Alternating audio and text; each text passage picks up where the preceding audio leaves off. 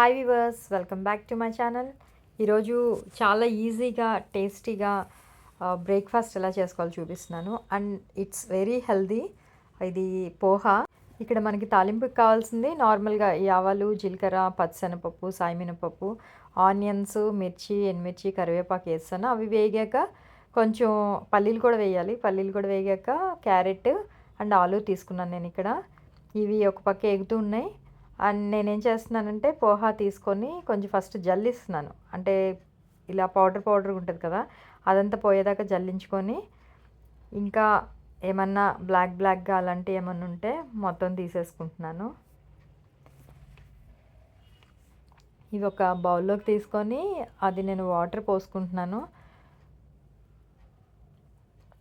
మంచినీళ్ళు వేసుకొని ఇది కొంచెం కడిగేసి ఆ నీళ్ళైతే వంపేసి జస్ట్ ఒక 3-4 మినిట్స్ అలా నానపెట్టేయాలి. అది నానిన తర్వాత ఏంటంటే మనం రైస్ ఎలాగైతే గంజిలాగా ఉంచుతామో అలాగ ఉంచుకోవాలి. ఇది చూడండి ఎలా ఉన్నాయో, పొడిలాడుతూ ఉంటుంది. సో ఇది నేను సైడ్కి పెట్టేసుకున్నాను. ఇలాగా పెట్టేసుకొని ఇక్కడ ఆల్రెడీ తాలింపు ఇది ఎగుతుంది కదా, అది మధ్యలో ఒక గ్యాప్ లాగా తీసుకొని ఆ మధ్యలో టమాటా వేస్తున్నాను నేను. ఇక్కడ ఆల్మోస్ట్ ఈ తాలింపు అన్నీ బాగా వేగిపోయినాయి. ఇప్పుడు మధ్యలో టమాటా వేసుకొని జస్ట్ లిడ్ పెట్టుకొని 1 మినిట్ అలా మగ్గించుకుంటున్నాను. ఇక్కడ టమాటా ఏంటంటే ఇవన్నీ వేగాక తర్వాత వేయాలి. లేకపోతే ఫస్ట్లో వేసామంటే ఈ క్యారెట్, ఆలు అనేది ఉడకదు సరిగ్గా. సో ఇది చూడండి, తాలింపు అంత పర్ఫెక్ట్గా మగ్గిపోయింది, ఫ్రై అవుతుంది. సో అందుకని ఇప్పుడు వేసాను నేను టమాటా మధ్యలో. దీనికి లిడ్ పెట్టేస్తే జస్ట్ 1 మినిట్లో ఆ టమాటా కూడా మగ్గిపోతుంది. ఇది మగ్గిపోయిన తర్వాత దాన్ని ఇలా లైట్గా మ్యాష్లా చేసుకుని ఇందులో నేను పసుపు, కారం, ధనియాల పొడి వేసుకున్నాను.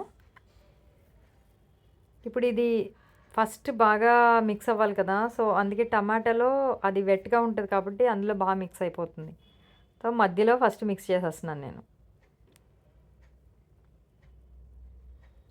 ఆ తర్వాత మొత్తం ఫ్రై కలిపేస్తున్నాను.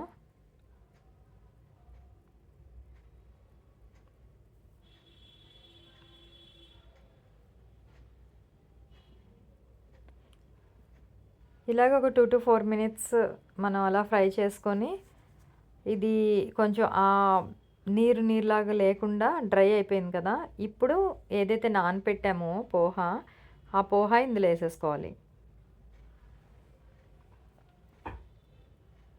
వేసేసుకొని సరిపడినంత సాల్ట్ ఇప్పుడు వేసుకోవాలి. వేసుకొని మొత్తం మిక్స్ అయ్యేలా కలుపుకోవాలి.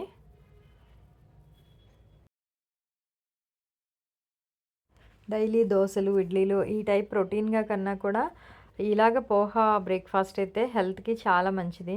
అంటే జనరల్గా పిల్లలు ఉప్మా అట్లా అయితే కొంతమంది ఇష్టపడరు కదా, కానీ ఇది పోహా చాలా టేస్టీగా ఉంటుంది అండ్ చాలా హెల్తీ కూడా. ఇప్పుడు దీనికి నేను జస్ట్ మూత పెట్టుకున్నాను 2 మినిట్స్. మూత పెట్టుకొని మళ్ళీ ఒకసారి అట్లా కలిపేసుకొని ఇది ఆల్మోస్ట్ అయిపోయింది. టేస్ట్ అయితే చాలా బాగుంటుంది.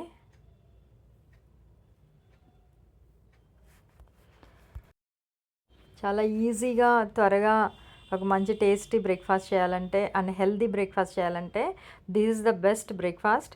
మీరు కూడా ట్రై చేయండి, చాలా టేస్టీగా ఉంది.